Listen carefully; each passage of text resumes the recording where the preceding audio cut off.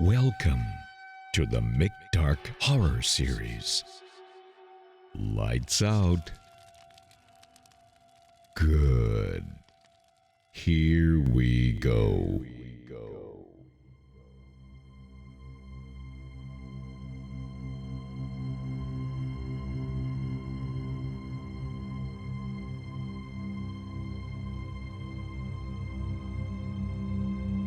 I remember it like it was yesterday.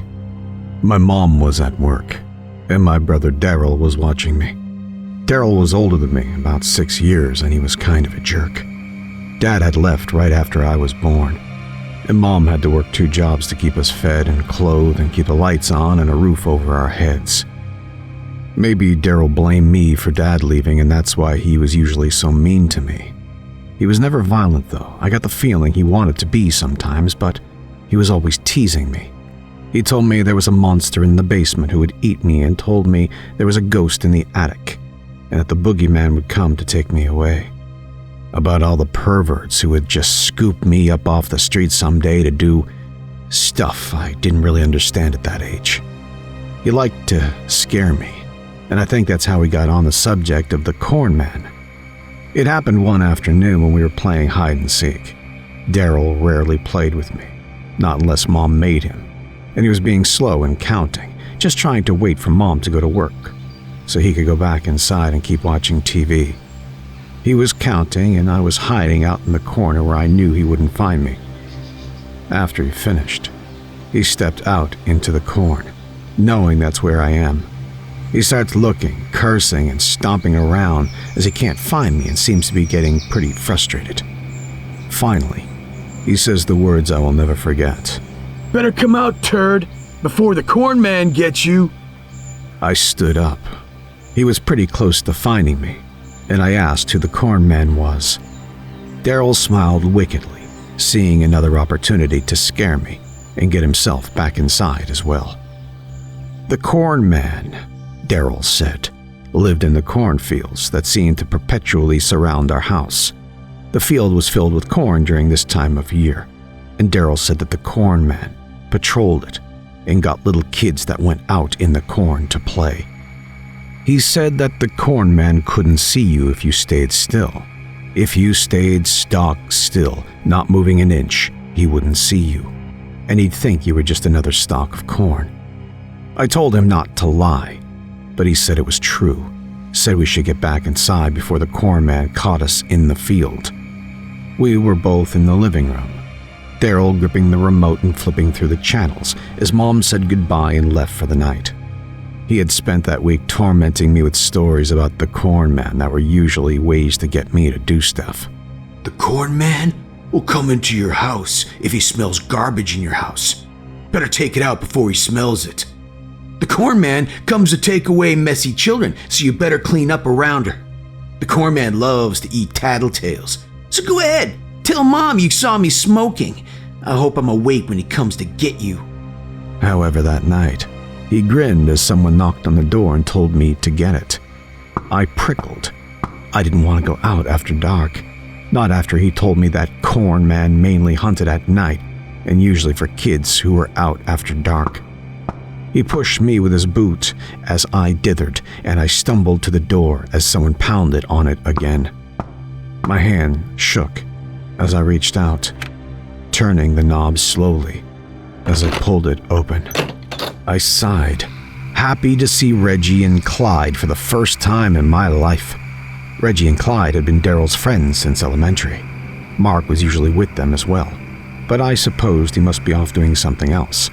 They were often involved in Daryl's shenanigans, and I kind of hated seeing them come around. Tonight, though, I was just glad they weren't the corn man. I turned to tell Daryl that his friends were here, but he was already heading for the door, pulling on his leather jacket. He told me he was going out, and I asked where he was going after dark. "Not that it's any of your business, but we're gonna go summon the corn man so he'll give us a wish." I felt my mouth slip open and asked him why he would do that. "Well, in the stories, if you can complete his challenge, then he grants you a wish. But," he said, turning back towards the door, "you'd better stay here. You'd probably be too scared to come out into the cornfield after dark. I agreed with him until I realized that I meant I would be home alone, at night, by myself. I grabbed my coat and ran after the three of them before I could think better of it. The three of them were standing by the cornfield, cigarettes winking on and off as I approached. Clyde elbowed Daryl and pointed to me. Daryl grinned the widest I'd ever seen him grin, and the effect was pretty terrifying. He looked like a ghoul from a zombie movie in the cigarette light. Maybe even one of those pedophiles he kept telling me would get me. Well, look who decided to join us. You trying to get a wish too, turd? No. I said, snuffling a little in a mixture of fear and mucus. I just didn't want to be at home alone. What are you talking about? You never said you could get wishes from the corn man. Daryl took a long drag off his smoke, the light making his face look like a jack-o'-lantern. Well, the word is that if you stand in the field and say the magic words, the corn man will come and test you. If you can stand as still as a cornstalk, not moving or not being caught, he'll grant you one wish. But if he catches you, your blood will water his cornfield. So sound like something you'd want to do? I shook my head nervously. The wind rustling the corn made me shudder. I didn't want to go out there, but I didn't want to stay here in the dark alone either. He snorted at me and rolled his eyes, pitching his cigarette away from the dry cornfield. Well then, go home if you're gonna be a baby. The rest of us will get wishes and you'll just be home pissing your pants. I shook my head again, and he must have taken that for acquiescence. Then come on, or don't. I don't care. They set off into the thick cornfield, and I followed after them. The sea of stalks whipped past me as the three bigger boys walked in front of me. It was dark, the night birds and the sound of animals tuning up around us. I was shivering. It had nothing to do with the night or the chill in the air. I was scared, terrified, and the jostling boys laughed and whispered to themselves as we walked towards the center of the vast cornfield. When the corn surrounded us, we stopped, and Daryl turned to look at us. Okay, so now we chant the special chant to summon him to where we are. They stood in a triangle, looking at me, and I moved up to make it a diamond. Corn man, come to me if you can. Corn man, I can stand as the corn stalks can. Corn man, still as a stone, not like a man. Corn man, still and quiet as the corn stalks can. He looked at us as he finished and told us to chant with him. As we raised our voices to the sky, I began to slur my words as my teeth chattered. I was terrified, standing in the cornfield that had been a setting for so many nightmares, and listening as we summoned the creature that had stalked me through this hated field. Why had I come with them? Would I really been less safe at home? Wouldn't I have been fine as long as I stayed inside? I heard my brother's words as he told me about how the corn man came after kids who were alone, and it drifted through my mind, and I felt myself start crying as I chanted the words to summon the corn man. When we heard the rustling, Daryl told us to be quiet. All right, stand still so he can't see you. If you move, he'll catch you, and then you'll be dead. All four of us stood as still as we could, the corn rustling as something came towards us. I hoped that maybe it was the farmer that owned the land. He was a nice guy, but he didn't like people playing in his cornfield after dark. If not him, then I hoped it would be some of the teenagers he usually kicked out of the field. Let it be anyone but the shadowy monster that was the corn man. He was like a scarecrow with corn stalks for hands and a mouth full of black teeth in my dreams. He could grow very high on his cornstalk legs, and he was faster than anything ever, even Jason or Michael Myers. As we stood in the field like idiots, I saw the sack head of a scarecrow come through the stalks, and I had to stifle a scream. He was wearing overalls and a straw hat, his face a sack with grease paint. and he came lumbering up out of the corn shakily. He had normal hands, but one of them was holding a scythe, and the other a hatchet. As he came stomping out of the corn, I held as still as possible, not moving a single muscle. He was real. He was actually real. In my mind, I had believed in him, but I had hoped he wasn't really real. It's hard to explain, but some rational part of my mind knew that it was all a goof by my brother to scare me. Now it was forced to cower as we watched this terror hunt through the field for us. He moved like a wraith, silent and sure, except for the crunch of old corn husks.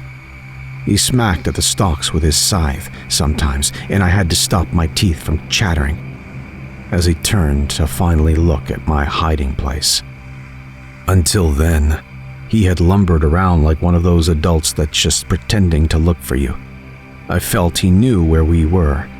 He was choosing not to find us, and now the game was up. I moved my eyes around, not daring to turn my head, but I couldn't see my brother or his friends anywhere. Had they made a break for it? This was their idea, after all. Why would they run? Had the corn man gotten them? No, I would have heard that. They had to have abandoned me. Daryl had finally gotten tired of having me around and decided to have the corn man do his dirty work for him. Mom and the police would search for me, but they'd never find my body. I would water the corn forever. As my eyes rolled around looking for them, the sack head turned towards me, and the creature started walking in my direction. I was speechless, utterly terrified, and as I stood like a statue, I felt a warm stream of urine run down my leg as the cloth hood came within inches of my face. I could hear his raspy breathing beneath the hood, smell his air as he stared me down, and I found myself wishing he would just get it over with already. We stared at each other for a count of 20 before the corn man blew out a raspberry of barely contained laughter and let his weapons fall to the ground. Are you kidding me? Daryl! Your brother pissed his pants! All three of them came out of the tall cornfield then, laughing like donkeys. The mask came off to reveal Mark's stupid, sweaty face as he guffawed at me. They surrounded me like a pair of jackals and all pointed to the piss stain on my pants and the liquid running down into the dirt. I felt the tears falling again, but my body was still locked in a rictus of terror. Daryl had tricked me again. He had terrified me and humiliated me, and now I would have to walk back home with cold, wet pants as my brother and his friends laughed at me. I wanted to run away, but my legs weren't quite ready to spirit me away yet. That's probably the only reason I was still alive.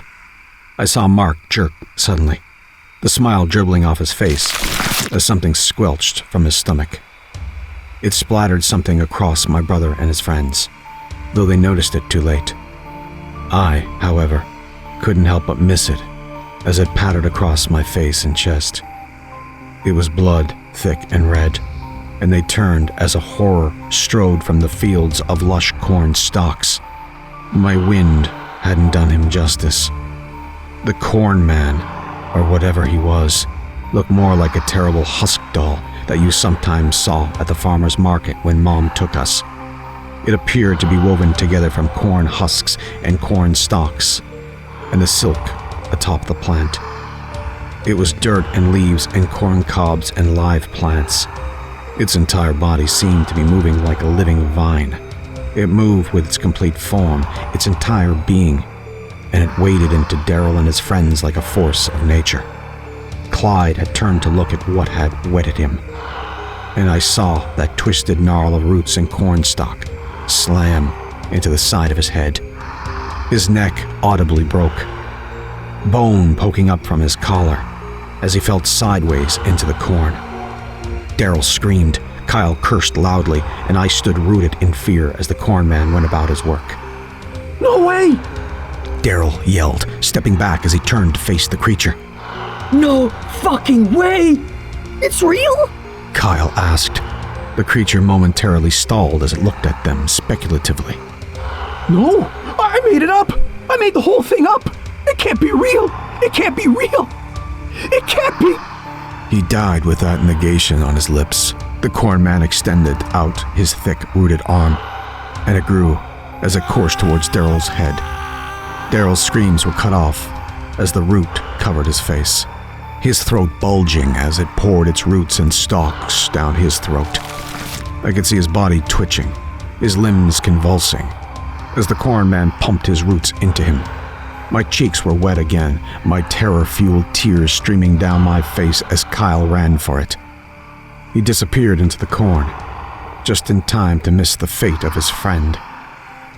Daryl's body erupted in a spray of corn stalks as they burst from him in a rad spray. He crumpled, very dead, as his form was shredded.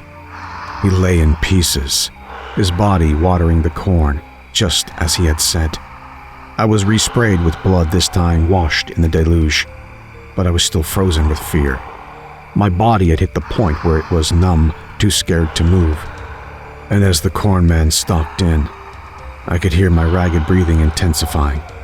I couldn't move, couldn't speak, and I just knew that this was the time when my own blood would water the cornfields, just like Daryl's.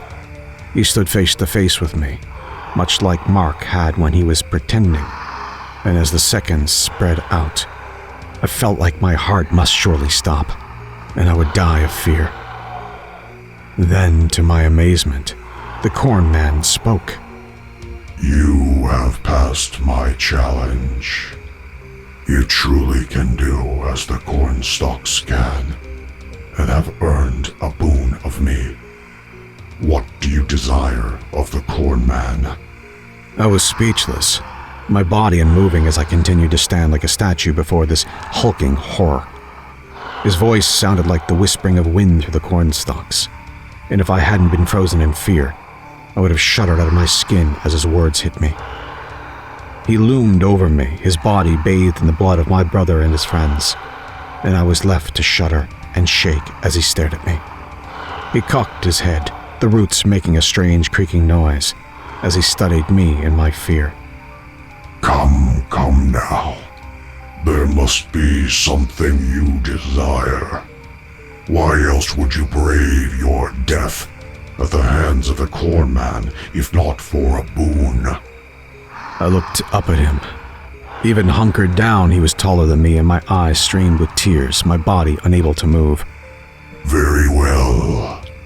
Know then that the corn man owes thee a boon, a favor, as your people say, and he will be back to collect it in time. Think well over your wishes, that my debt may be paid. Then he lumbered off after Kyle, his steps groaning as he moved, and I was left standing amidst the stalks. That's where they found me the next day. That's where they found what was left of Daryl, Mark, and Clyde. I was catatonic for days. I'd remained still as a stone in the field all night, not daring to move as the fear held sway over me. Even when they called out to me, I couldn't answer them. My legs ached, my body cried out for rest, but my legs refused to unlock. My mother's arms were warm as they wrapped around me. I was cold, hungry.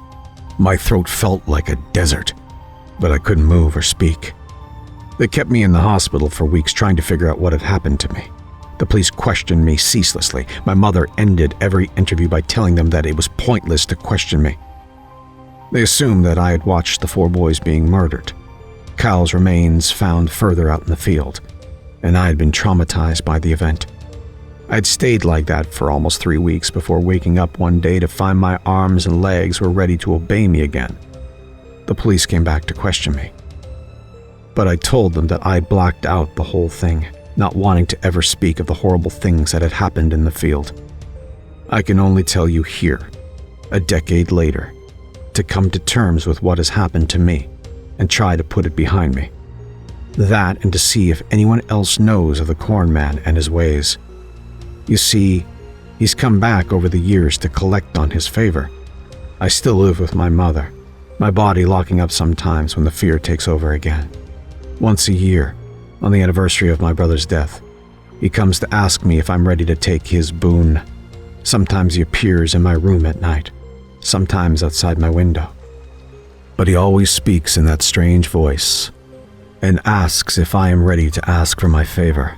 Every time I remain still, my body seizing up and my jaw locking, and every time he goes away. I've gotten better at getting myself under control again.